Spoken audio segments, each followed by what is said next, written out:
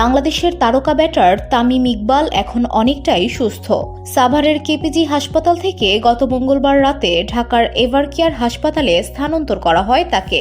সেখানকার চিকিৎসকদের মতে তার শারীরিক অবস্থার উল্লেখযোগ্য উন্নতি হয়েছে এবং কয়েকদিনের মধ্যেই তিনি বাসায় ফিরতে পারেন। বৃহস্পতিবার এভারকেয়ার হাসপাতালের চিকিৎসকরা গণমাধ্যমের সামনে তামিমের সর্বশেষ অবস্থা তুলে ধরেন। তারা জানান তিনি এখন সুস্থ আছেন, খাবার গ্রহণ করছেন, স্বাভাবিকভাবে কথা বলছেন। মেডিকেল বোর্ড বৈঠক করেছে এবং রিপোর্ট অনুযায়ী তার অবস্থা আশাব্যঞ্জক।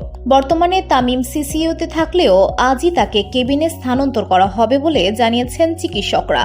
আজই তাকে কেবিনে নেওয়া হবে এবং সেখান থেকে আরও একদিন পর্যবেক্ষণে রাখার পর বাসায় পাঠানোর পরিকল্পনা রয়েছে।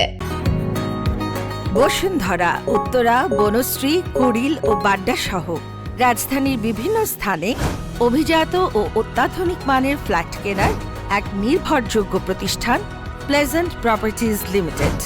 তাই আপনার স্বপ্নের আবাসনের জন্য আজই যোগাযোগ করুন।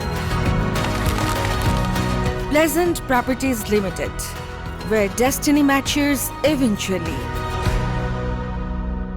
শারীরিক সুস্থতার পাশাপাশি তামিমের মানসিক অবস্থার বিষয়েও গুরুত্ব দিচ্ছেন চিকিৎসকরা। তার দ্রুত স্বাভাবিক জীবনে ফেরার জন্য একজন মনোবিদ নিয়োগ দেওয়া হয়েছে, যিনি তাকে মানসিকভাবে সহযোগিতা করবেন এবং সুস্থতার পর কিভাবে জীবনযাত্রার সঙ্গে মানিয়ে নিতে হবে সে বিষয়ে পরামর্শ দিবেন। চিকিৎসকদের মতে তামিম এখন বিপদমুক্ত হলেও তাকে আরও কিছুদিন পর্যবেক্ষণে রাখা হবে।